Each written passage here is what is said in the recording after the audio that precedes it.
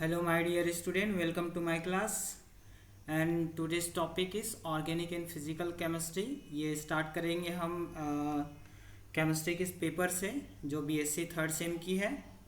यहाँ पर देख सकते हैं बीएससी थर्ड सेम की पेपर है और पेपर का नाम है ऑर्गेनिक एंड फिजिकल केमिस्ट्री। ये डिसिप्लिन कोर्स है सेमेस्टर का जो कि एनईपी के अंतर्गत आता है। इसमें 4 यूनिट है, चारों यूनिट को इस सेमेस्टर में स्टडी करना है। यूनिट 1 में आएगा chemistry of D and A block elements.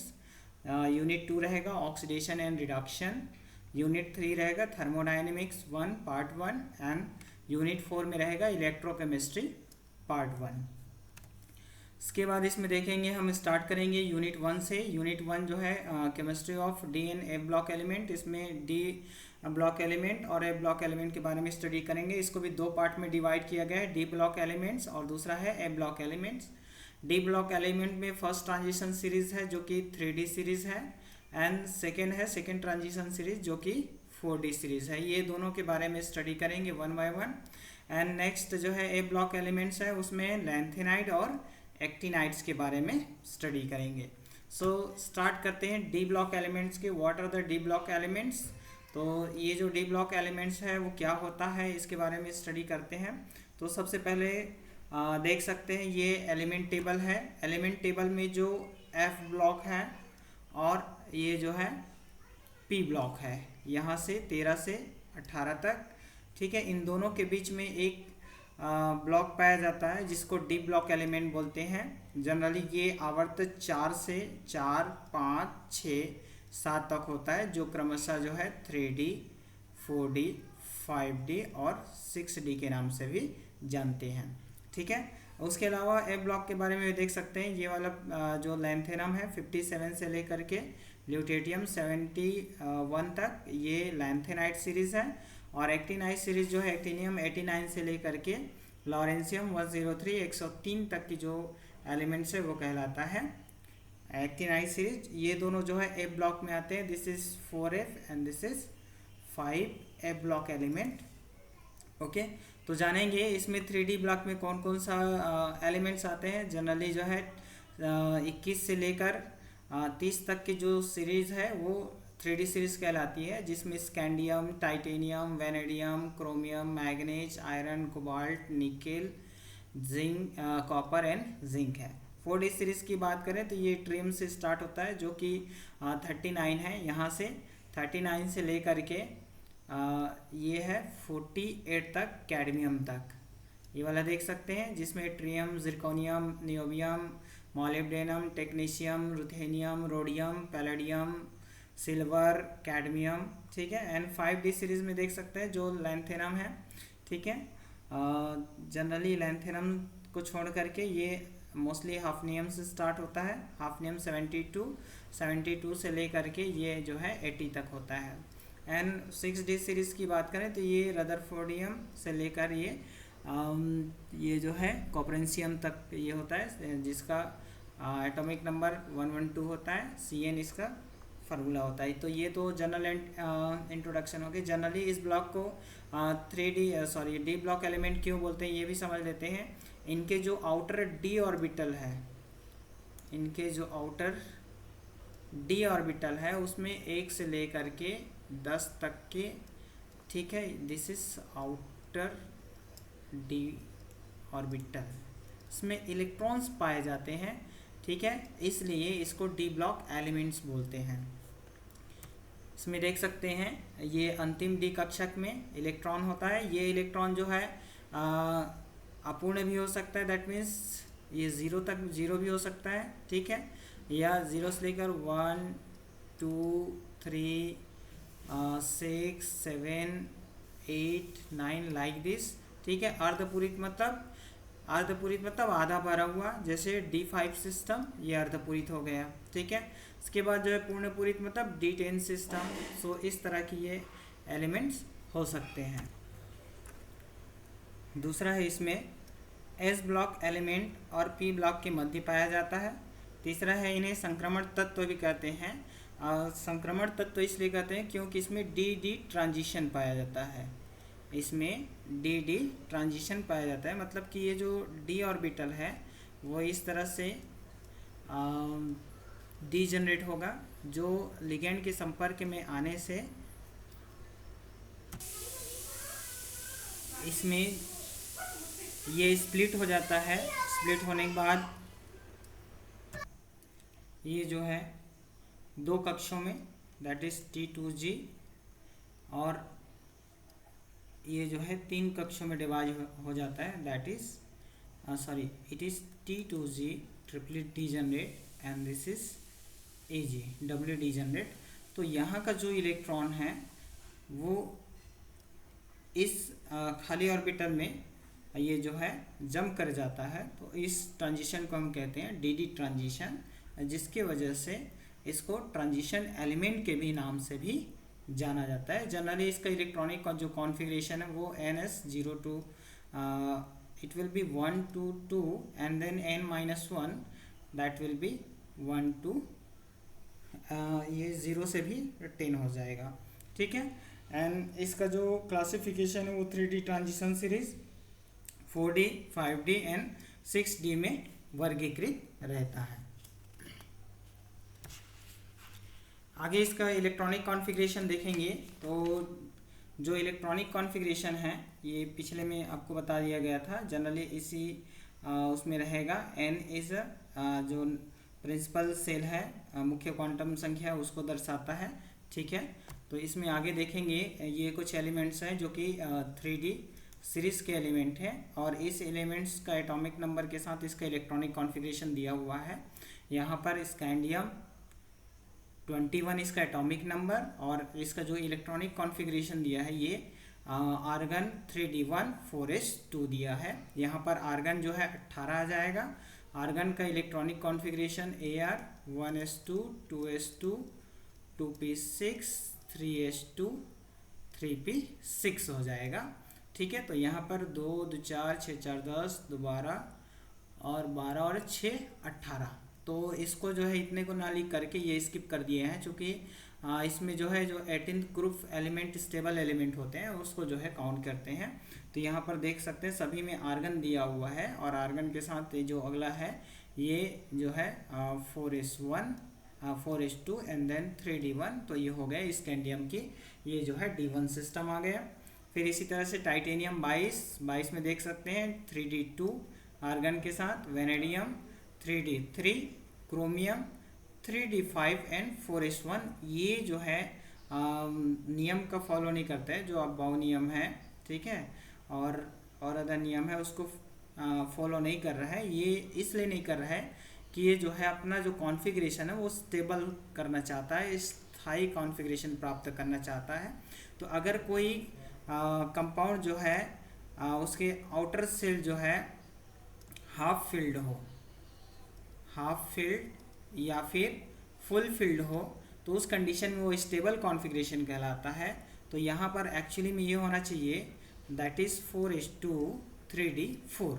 तो एक एक इलेक्ट्रॉन का जो शिफ्टिंग होता है, जिसकी वजह से देख सकते हैं एस ऑर्बिटल में मैक्सिमम 2 इलेक्ट्रॉन हो सकते हैं, जिसमें एक उसका आधा 1 इलेक्ट्रॉन हो गया, तो ये भी हाफ फील्ड हो गया। और यहाँ पर जो है 3d4 था, 3d4 जो है 1 इलेक्ट्रॉन 4s से ले लिया, तो ये हो गया 3d5। टोटल d ऑर्बिटल में 10 इलेक्ट्रॉन भर सकते हैं। तो इस तरह से ये हो गया हाफ फील्ड। तो इन दोनों कंडीशन में ये हाफ फील्ड हो गया।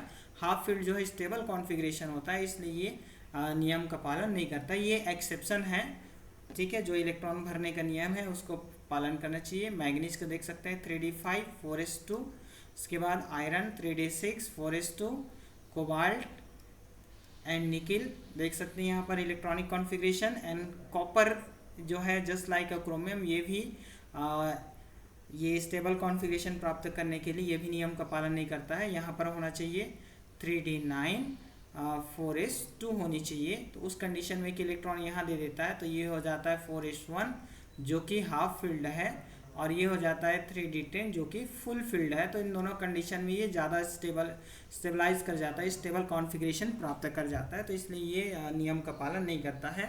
इस 3D सीरीज़ में ये 2 एलिमेंट ऐसे हैं, निकिल एंड क्रोमियम, जिसका इलेक्ट्रॉनिक कॉन्फ़िगरेशन जो है नियमता फुलफिल नहीं होता है। इसके पीछे का कारण बता दिया गया, स्टेबिलिटी है, half filled and full field configuration प्राप्त करने के लिए। अगला इसमें देखेंगे और अदर जो 4D सीरीज़ है, 5D सीरीज़ है, 6D सीरीज़ है, उन सब का इलेक्ट्रॉनिक कॉन्फ़िगरेशन इसमें दी गई है। यहाँ पर देख सकते हैं ये 3D सीरीज़ है, तो मतलब फोर्थ पीरियड का जो थर्ड पीरियड का जो 18th ग्रुप एलिमेंट है वो था आर्गन, तो आर्गन के साथ इसका इलेक्ट्रॉनिक कॉन्फ़िगरेशन कर दिए हैं। फिर उसके बाद 4D सीरीज में जाते हैं तो उसका जो लास्ट है वो क्रिप्टॉन है 36, एंड क्रिप्टॉन के बाद देख सकते हैं 4D and 4s2, and then after इसी तरह से ट्रियम, जिरकोनियम, नियोबियम, ठीक है। इसमें मॉलिब्डेनम भी जस्ट लाइक क्रोमियम, वो भी स्टेबल कॉन्फ़िगरेशन प्राप्त करने के लिए जो है ये नियम का पालन नहीं करता है, ठीक है। ये 5D and then after it will be, ठीक है। एंड सिल्वर भी जो है सेम है, ये देख सकते हैं जस्ट लाइक अ कॉपर, इसके भी ये भी एक्सेप्शन इलेक्ट्रॉनिक कॉन्फ़िगरेशन ये प्राप्त करते हैं। और इसमें जो है अगला जो पीरियड का है वो क्रिप्टॉन है, क्रिप्टॉन के साथ ये 4D and 5s electronic configuration प्राप्त करता है। यहाँ पर आउटर सेल इसका 4D होता है, इसलिए इसको जो है 4D सीरीज ट्रांजिशन एलिमेंट के नाम से जानते हैं। 50D में देख सकते हैं ये lanthanum, then after hafnium and last mercury तक है 80 तक। तो यहाँ पर देख सकते हैं सेम इलेक्ट्रॉनिक कॉन्फ़िगरेशन इसका। मोस्ट स्टेबल जो 18 ग्रुप एलिमेंट वो जिनॉन है। एंड देख सकते हैं यहाँ पर एक और चीज़ है कि 4F यहाँ पर इंटर कर जाता है, ठीक है। तो यहाँ पर एक इलेक्ट्रॉनिक कॉन्फ़िगरेशन चेंज हो जाएगा, that is NS0 to 1, and then 3D 1 to that will be 1 to 10, and 4F that will be 14। तो ये इलेक्ट्रॉनिक कॉन्फ़िगरेशन ऐसा हो जाएगा, ठीक है। एंड इसमें जो एक्सेप्शन इलेक्ट्रॉनिक कॉन्फ़िगरेशन है ये देख सकते हैं यहाँ पर चूँकि मॉलिक्यूल्स ज़्यादा बड़ा होता है तो जैसे जैसे ऊपर से नीचे जाता है स्टेबिलिटी आई थिंक बढ़ती जाती है, तो उस कंडीशन में ये एक्सेप्शन के रूप में नहीं आता है, सॉरी ये एक्सेप्शन के रूप में रहेगा, that will B 3D 5 structure, okay. And 5D 5 and 6 1 structure ये प्राप्त करेगा, half filled full field criteria. And same way इसका जो गोल्ड है, गोल्ड का भी इलेक्ट्रॉनिक कॉन्फ़िगरेशन देख सकते हैं just like a copper. And इसके बाद 6D सीरीज को देख सकते हैं जो कि एक्टिनियम 89 रदरफोर्डियम से लेकर कॉपरेंसियम तक ये देख सकते हैं, इसका इलेक्ट्रॉनिक कॉन्फ़िगरेशन इस तरह से रहेगा, रेडान, ठीक है, ND 1 to 10 and then NS electronic configuration. तो ये तो बात हो गई चारों सीरीज की इलेक्ट्रॉनिक कॉन्फ़िगरेशन की। अगला इसमें देखेंगे फिजिकल प्रॉपर्टीज़ क्या क्या हैं, ठीक है। फिजिकल प्रॉपर्टीज़ के बारे में जो जो d ऑर्बिटल हैं उनकी क्या क्या फिजिकल प्रॉपर्टीज़ है। इसमें सबसे पहला है भौतिक अवस्था एवं धात्विक गुण, जो कि सभी जितने भी 3D एलिमेंट्स हैं वो सभी जो है सॉलिड फॉर्म में रहते हैं, मरकरी को छोड़ करके। मरकरी जो है किसके फॉर्म में रहेगा, ये लिक्विड के फॉर्म में रहता है, मरकरी जो है लिक्विड के फॉर्म में रहता है। सभी जो है क्रिस्टल जालक के रूप में पाए जाते हैं। इसकी जो संरचना है जैसे FCC फलक केंद्रित cubic cell, face centred cubic cell, HCP hexagonal cubic cell, ठीक है। इसके बाद जो है BCC body centred cubic cell, ये इस तरह से है। ये इलेक्ट्रॉनिक कॉन्फ़िगरेशन क्रिस्टल जो लैटिस है वो बनाता है, that will be hexagonal closed pack, HCP hexagonal closed pack. तो इस तरह की इतने क्रिस्टल लैटिस स्ट्रक्चर ये फॉर्मेशन करते हैं। इसमें प्रबल धात्विक बंध पाए जाते हैं। जनरली ये जो है जो मेटल है वो इलेक्ट्रिसिटी का गुड कंडक्टर होता है, खासकर जो है देखेंगे तो सिल्वर जो है सबसे बेस्ट है, उसके बाद इसमें कॉपर सेकंड जो है इसकी कंडक्टिविटी ज़्यादा होती है। तो सबसे ज़्यादा जो है सिल्वर की कंडक्टिविटी ज़्यादा होती है। जितने मेटल्स है उसमें मोस्टली जो है ब्राइटनेस होती है, इसमें चमक होती है। तो ये तो बात हो गई इसकी भौतिक अवस्था और धात्विक गुण की। दूसरा इसमें आते हैं परमाणु आयतन एवं घनत्व जो है। तो परमाणु आयतन की बात करें तो कोई भी परमाणु जो है जितना स्थान घेरेगा वह उसका आयतन कहलाता है, ठीक है। और डेंसिटी की बात करें कि इसके जो अवयव हैं उसमें कितना जो है अंदर में कितना है। अगर सेम इलेक्ट्रॉन जो है, इलेक्ट्रॉन प्रोटॉन जो है, अगर छोटी जगह पे होगा तो उसकी घनत्व जो है बढ़ जाएगी, अगर बड़ी जगह पे होगा तो उसका जो घनत्व जो है कम हो जाएगा। तो हम देखते हैं जैसे जैसे परमाणु क्रमांक में वृद्धि होती है, जनरली जो है हम इसमें आवर्त की बात करें, किसकी बात करेंगे, आवर्त की बात करें। आवर्त में लेफ्ट टू राइट इसमें इस तरह से बाएं से दाएं चलते हैं तो परमाणु क्रमांक में क्या होती है, वृद्धि होती है। और जैसे जैसे वृद्धि होती है नंबर ऑफ नाभिकीय आवेश जो है इसमें बढ़ता जाता है।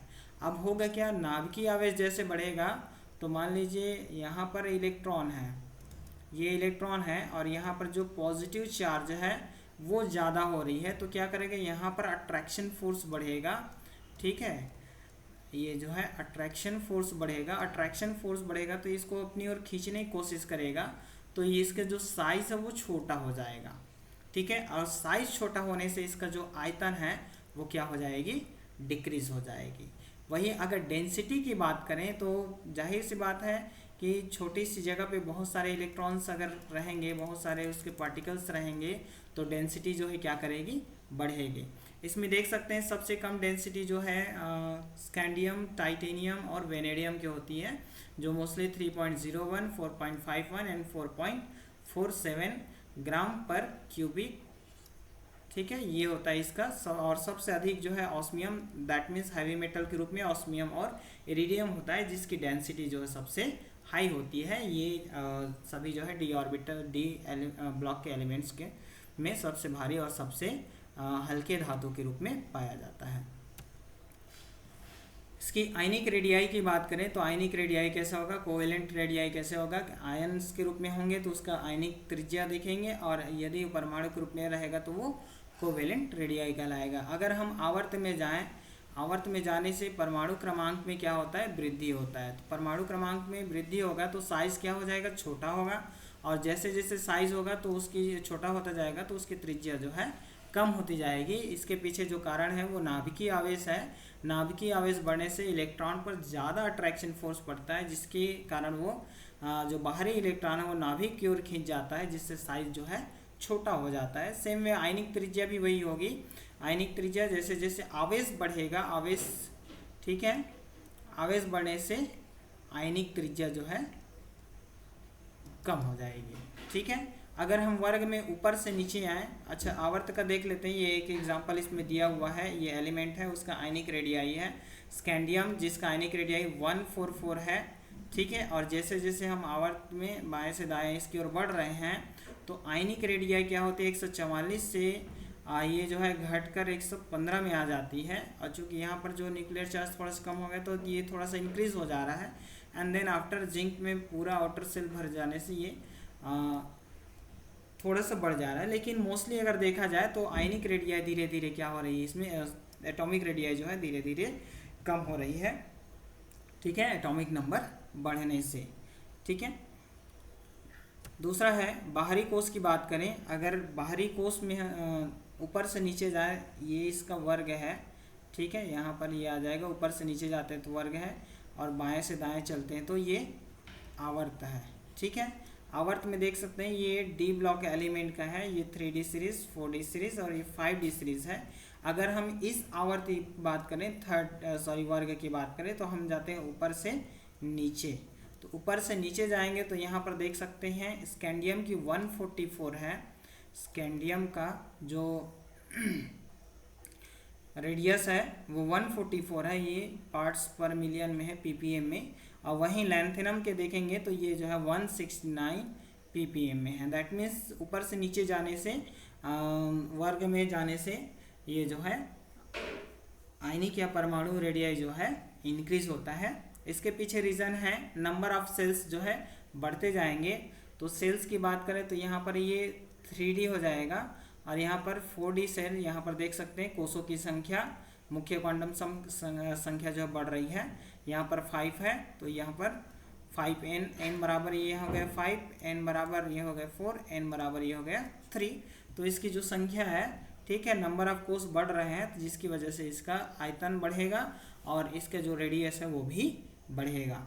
ठीक है। इसी तरह से टाइटेनियम में भी देख सकते हैं, टाइटेनियम, जिरकोनियम और हाफनियम का 132 टाइटेनियम का है और वहीं हाफनियम का 144 है। आगे इसमें देखेंगे कॉपर का देख सकते हैं 117 है और यहाँ पर गोल्ड का जो है 134 है। तो ऊपर से नीचे जाने पर इसका जो साइज बड़ा होता है और नंबर ऑफ कोर्स बढ़ता है इसकी वजह से, तो इसका जो आयतन है वो बढ़ेगा, घनत्व जो है कम होगा। ये इसका बेसिक कॉन्सेप्ट है। अगला इसमें आगे आते हैं परवर्ती ऑक्सीडेशन अवस्था। तो यहाँ पर जितने भी ये डी ब्लॉक के एलिमेंट है वो एक या एक से ज़्यादा जो है ऑक्सीडेशन नंबर शो करता है। ऑक्सीडेशन नंबर डिपेंड करता है सबसे पहला जो है अर्धपूरित या फिर जो 18वें ग्रुप समूह है उसके जैसे कॉन्फ़िगरेशन प्राप्त करना। इसकी वजह से वो इलेक्ट्रॉन या तो त्याग सकते हैं या फिर इलेक्ट्रॉन जो है रिमूव मतलब एक्सेप्ट कर सकते हैं।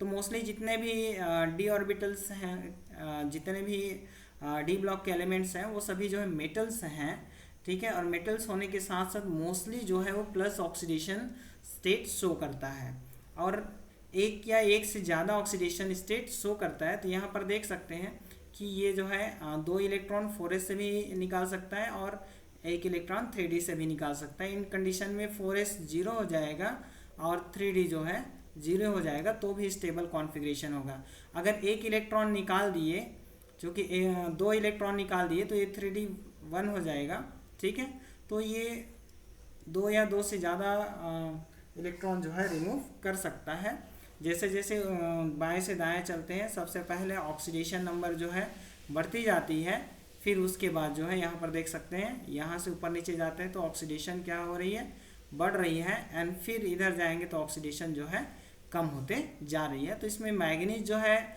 सबसे कम सबसे ज़्यादा ऑक्सीडेशन नंबर शो करता है, जो -1 से लेकर के ये जो है +7 तक हो सकता है। ये 3D सीरीज में हाईएस्ट रहता है, ठीक है। इसके अलावा आगे जाएंगे 4D सीरीज में जाते हैं।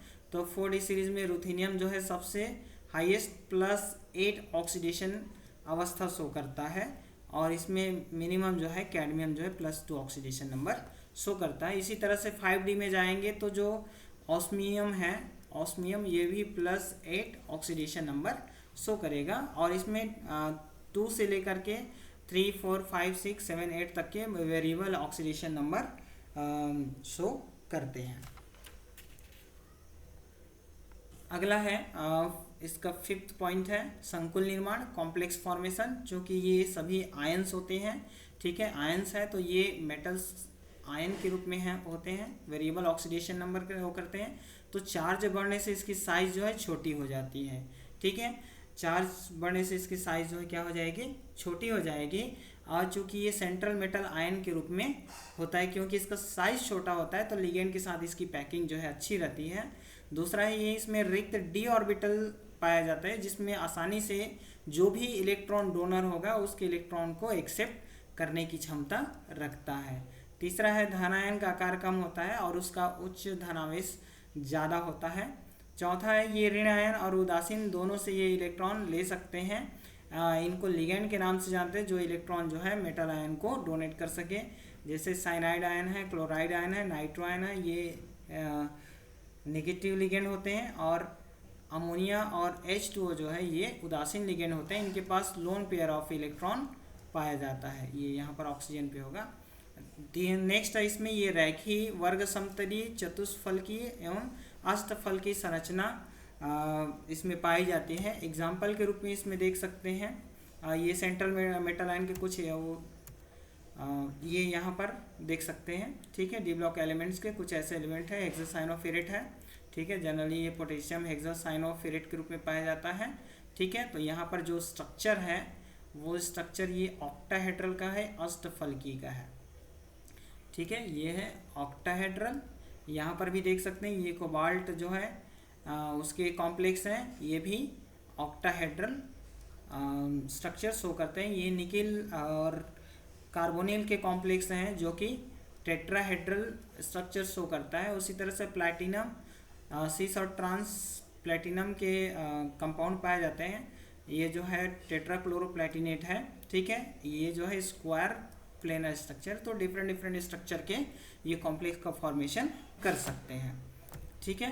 यहाँ पर कुछ ऐसे कॉम्प्लेक्स हैं, देख सकते हैं, जैसे सिस्टम लिगेंड सिस्टम है वाटर के साथ, अमोनिया के साथ, और ये निगेटिव लिगेंड के साथ। तो क्रोमियम है तो हेक्सा एक्ो क्रोमियम, ठीक है, ब्लू वायलेट कलर का कॉम्प्लेक्स फॉर्मेशन करेगा। हेक्सा एमिनो क्रोमियम के साथ ये येलो कलर का, ठीक है, जनरली लिक्विड अमोनिया में ये येलो कलर का फॉर्मेशन करेगा। एंड ब्लू वायलेट कलर जो है ये क्लोरो कंपाउंड के साथ ये कॉम्प्लेक्स फॉर्मेशन करता है, ठीक है। इसी तरह से different manganese, iron, cobalt, nickel, copper, इन सब के यहाँ पर कॉम्प्लेक्स कंपाउंड जो है देख सकते हैं।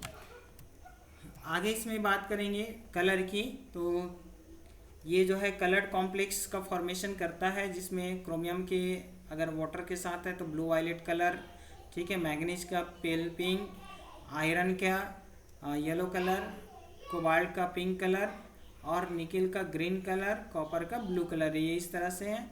अमोनिया के साथ रहेगा तो ये थोड़ा सा चेंज हो जाता है, येलो कलर इसका। ये मैग्नीज जो है फॉर्मेशन नहीं करता है। मैग्नीज और आयरन जो है ये कॉम्प्लेक्स फॉर्मेशन नहीं करता है अमोनिया के साथ। Complex ion is not form but hydroxide ion is form, यहाँ पर देख सकते हैं। Cobalt yellow colour, nickel deep blue colour, copper भी डीप ब्लू कलर है। इस तरह से ये कलर कॉम्प्लेक्स देता है। इसके पीछे का रीज़न है डी ट्रांजिशन, जो पहले बता दिए गए हैं। डी ट्रांजिशन, इसमें इलेक्ट्रॉनिक ट्रांजिशन होता है। टोटल 5 ऑर्बिटल होंगे, ठीक है, 5 ऑर्बिटल, और ऊपर में ये 2 ऑर्बिटल, इस तरह से स्प्लिटिंग होता है। टोटल 5 ऑर्बिटल, ये होता है T2G, और दूसरा आता है ये EG, triplet degenerate and doublet degenerate. अगर इलेक्ट्रॉन यहाँ है तो यहाँ से ये खाली ऑर्बिटल में जंप कर सकता है, तो इसको हम कहते हैं DD ट्रांजिशन, इसको हम कहते हैं DD ट्रांजिशन, ठीक है। तो ये DD ट्रांजिशन की वजह से ये लाइट को एब्जॉर्व करता है, जिसकी वजह से ये कलरफुल कॉम्प्लेक्स का फॉर्मेशन करता है। नॉट ओनली इसमें कॉम्प्लेक्स का फॉर्मेशन होता है, बल्कि इसके सॉल्ट्स भी कलरफुल दिखाई देते हैं। लाइक जैसे टाइटेनियम ऑक्साइड है, ये वाइट कलर के होंगे। सोडियम क्रोमेट है, ठीक है, ये क्रोमियम के साथ है, ये सॉल्ट है, ठीक है, ये येलो कलर के हैं। पोटेशियम फेरोसाइनेट ये जो है रेड कलर के हैं। Nickel nitrate hexahydrate, zinc sulphate heptahydrate, scandium oxide, vanadyl sulphate dihydrate, manganese chloride tetrahydrate, ये इस तरह से ये कलर्ड कंपाउंड्स है। कोबाल्ट क्लोराइड, ये सॉल्ट जो है देख सकते हैं इसका colour. And copper sulphate pentahydrate का कलर भी देख सकते हैं। तो ये कलरफुल सॉल्ट का भी फॉर्मेशन करता है। ये सारे जो है रीज़न जो है DD ट्रांजिशन के ही हैं। अगला इसी प्रॉपर्टीज़ है, मैग्नेटिक प्रॉपर्टीज़ के बारे में बात करें तो मैग्नेटिक प्रॉपर्टीज़ होती क्या है, अगर देखेंगे तो मैग्नेट है, ठीक है, ये मैग्नेट N और S 2 मैग्नेट है, जिसके सिरों को इस तरह से कर रहे हैं।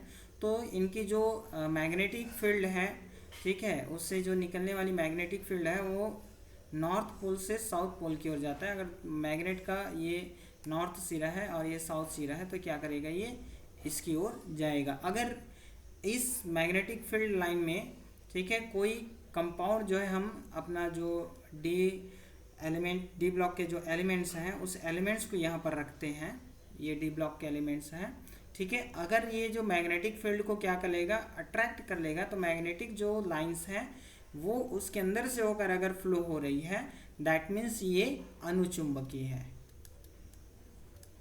ये क्या है, अनुचुंबकीय, इसको कहते हैं पैरामैग्नेटिज्म, ठीक है। मतलब ये जो है चुंबक की तरह बिहेव कर रहा है, तो इसको कहेंगे अनुचुंबकीय, ठीक है। और यहाँ पर देख सकते हैं अगला जो है, अगर एलिमेंट्स को इस तरह से रखे जाते हैं तो जो लाइंस है वो इससे दूर भागने का प्रयास करती हैं, तो इसको हम कहते हैं डायामैग्नेटिज्म। तो इसको कहते हैं हम प्रतिचुंबकीय, ठीक है। इस चुंबकीय जो कैलकुलेशन है वो 2 तरह के कैलकुलेशन कर सकते हैं विद द फार्मूला। यहाँ पर देख सकते हैं μs इक्वल √4s s+1, या फिर यहाँ पर जो s है वो कुल चक्रण संख्या है, टोटल स्पिन नंबर, ठीक है। एंड नेक्स्ट एक और फार्मूला है, वो ये है μs इक्वल √n+2, ये फार्मूला है। यहाँ पर म्यू बोर मैग्नेटॉन है, जिसका फार्मूला होता है EH/4πme, यहाँ पर मास ऑफ इलेक्ट्रॉन, ठीक है, प्लैंक कांस्टेंट लाइक दिस। इसका जो टोटल नंबर्स हैं, टोटल वैल्यू है 9.273 इंटू 10⁻⁻27 जूल पर टेस्ला होता है। ठीक है, तो इस तरह से यहाँ पर जो एन है वो एन है अनपेयर्ड इलेक्ट्रॉन है, नंबर ऑफ अनपेयर्ड इलेक्ट्रॉन, तो इससे कैलकुलेट कर सकते हैं। तो या तो मेटल जो है किसकी तरह बिहेव करेगा, अनुचुंबकीय, चुंबक की तरह, या फिर प्रतिचुंबकीय। अगर लोहा जो है जो आयरन है वो स्ट्रॉन्ग मैग्नेट होता है, आयरन जो स्ट्रॉन्ग मैग्नेट होता है, तो अगर उसकी तरह बिहेव करते हैं तो उसको फेरोमैग्नेटिक के नाम से भी जानते हैं, जिसमें सभी लाइंस जो है चुंबक के अकॉर्डिंग पाया जाता है। इसमें देख सकते हैं कॉन्फ़िगरेशन, इसमें कुछ कैलकुलेशन दिए गए हैं जो कैलकुलेशन 3D सीरीज़ के हैं। इस तरह से 4D 5D and 6D series का भी कैलकुलेशन किया जा सकता है। लाइक स्कैंडियम 3+, मतलब यहाँ पर कोई अनपेयर्ड इलेक्ट्रॉन नहीं है। ठीक है, इलेक्ट्रॉनिक कॉन्फ़िगरेशन इसका देखेंगे तो ये जो है आर्गन 18 जो पूर्ण भरा है, and 3D1 and then 4s2, ये ऐसा, ये स्कैंडियम का है। यहाँ पर 3+ है, दैट मीन्स ये 3 इलेक्ट्रॉन जो है क्या है, रिमूव हो गया है, तो देयर इज़ नो इलेक्ट्रॉन। यहाँ पर 4+ में भी सेम होगा। ठीक है, सब इलेक्ट्रॉन, कोई भी इलेक्ट्रॉन से इसमें नहीं रहेगा। ये इसके जैसे कॉन्फ़िगरेशन, सब में 18 इलेक्ट्रॉन है। जैसे ये स्कैंडियम 21 है, 21 में 3 इलेक्ट्रॉन निकाल दो तो 18 ही बचेगा। टाइटेनियम 22 में 4 इलेक्ट्रॉन निकालेंगे तो भी 18 ही बचेगा। वेनेडियम 5, तो यहाँ पर देख सकते हैं डी ऑर्बिटल में कोई भी इलेक्ट्रॉन नहीं है। D0, तो नंबर ऑफ अनपेयर्ड इलेक्ट्रॉन, अयुग्मित इलेक्ट्रॉन की संख्या कितनी हो गई, 0 हो गई। ठीक है, अब इस 0 कंडीशन में क्या है, कैलकुलेशन करेंगे तो उसका बोर मैग्नेट्रॉन की वैल्यू क्या आएगी, 0 होगी। ठीक है, 0 होगी मतलब ये अपोज करेगा मैग्नेटिक फील्ड का, तो ये जो है डायामैग्नेटिक है, ये जो है डायामैग्नेटिक है। तो इसी तरह से titanium 3, vanadium 4, D1 system, unpaired electron is 1, तो यहाँ पर आ जाएगा कैलकुलेशन करने से ये आ जाएगा 1.73, जो कि ऑब्जर्व वैल्यू 1.75 के लगभग है। ठीक है, ये कैलकुलेटेड वैल्यू है और ये वाला जो है ऑब्जर्व वैल्यू है। सो इस तरह से जैसे जैसे ऊपर बाएं से दाएं चलते हैं आवर्त में, पहले जो है मैग्नेटिक फील्ड जो है बढ़ती जाती है। ठीक है, मैग्नेटिक वैल्यू जो है इसमें बढ़ती जाती है। आयरन 3+ और मैग्नीज 2+ का इसका मैग्नेटिज्म सबसे हाई होता है। ठीक है, हाई होता है। अगर कोई इसकी तरह बिहेव करेगा तो उसको हम बोलते हैं फेरोमैग्नेटिक, अगर इसके अगेंस्ट बिहेव करेगा तो एंटी फेरोमैग्नेटिक। ठीक है, तो यहाँ पर जो कॉपर 1+ और जिंक 2+ है ये डायामैग्नेटिक होता है, और बाकी जो है जैसे जैसे ऊपर से नीचे दाएं से बाएं जाते हैं तो नंबर ऑफ अनपेयर्ड इलेक्ट्रॉन बढ़ता जाता है, जिसकी वजह से मैग्नेटिक फील्ड बढ़ता है। फिर एक समय के बाद जो है 25 तक बढ़ेगा, D5 सिस्टम तक, और जैसे D6 सिस्टम से D10 सिस्टम तक जाएंगे तो यहाँ पर मैग्नेटिक फील्ड जो है कम होता जाता है। तो वेरी इजी कैलकुलेशन यहाँ पर कैलकुलेट करके बता दिया गया है। n इज नंबर 1, देन 0 + 0 2, इस तरह से, तो डायमैग्नेटिज्म क्या होगा, 0 होगा। ठीक है, तो इस फार्मूला से कैलकुलेट कर सकते हैं। इससे भी कोई क्वेश्चन आ सकते हैं, मोस्टली जो है MCQ में दिया जाता है। अगला इसमें देखेंगे कैटालिटिक प्रॉपर्टी। तो जनरली जो है कुछ रिएक्शंस ऐसे होते हैं जिसको एक्टिवेट करने का काम करते हैं, उसमें ट्रांजिशन मेटल जो है इम्पोर्टेंट उसका रोल होता है। जैसे पॉलीथिन बनाना है तो उसके लिए टाइटेनियम ट्राइक्लोराइड कंपाउंड यूज़ किया जाता है, तो ये मोस्टली जो है कैटालिटिक एक्टिविटी के लिए काम आता है। कैटलिस्ट मतलब कि रेट ऑफ रिएक्शन को बढ़ाना और लास्ट में अनचेंज रहना, ये कैटलिस्ट है। तो इसमें 3D जो ब्लॉक के एलिमेंट्स हैं वो बहुत अच्छे होते हैं। जैसे वेनेडियम 5 है, ये सल्फ्यूरिक एसिड प्रोडक्शन में काम आता है। आयरन जो है अमोनिया प्रोडक्शन में काम आता है। कॉपर जो है नाइलॉन प्रोडक्शन में काम आता है। पैलेडियम क्लोराइड जो है हाइड्रोजिनेशन में काम आता है।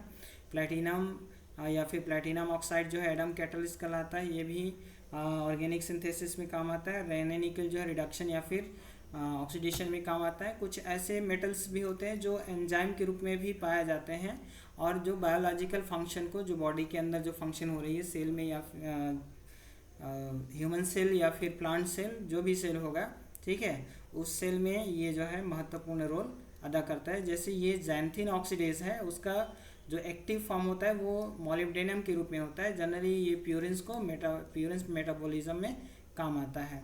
दूसरा है आर्जिनेज एंजाइम है। इस आर्जिनेज एंजाइम में मैग्नीज पाया जाता है जो कि यूरिया प्रोडक्शन के लिए काम आता है। ये बॉडी के अंदर जो है उसको यूरिया में कन्वर्ट करने का काम करता है। इसके बाद iron 2+, iron 3+, aldehyde oxidase enzyme में पाया जाता है जो कि एल्डिहाइड का ऑक्सीडेशन में काम आता है। आयरन मोलिब्डेनम जो है नाइट्रोजिनेज एंजाइम में पाया जाता है और ये नाइट्रोजन को नेचर में फिक्सेशन काम करने का नाइट्रोजन फिक्सेशन करने का काम करते हैं। ठीक है, तो इसी तरह से ये यूनिट जो है, ये यूनिट का ये टॉपिक, ठीक है, ये डी ब्लॉक एलिमेंट्स के बारे में जितने भी उसकी प्रॉपर्टीज़ हैं और उसके बारे में जितना भी स्टडीज़ है वो बता दी गई है। अगली क्लास हमारा रहेगा 3D सीरीज़ के बारे में। ये पर्टिकुलरली पढ़ना है 3D series of D block element. So thank you.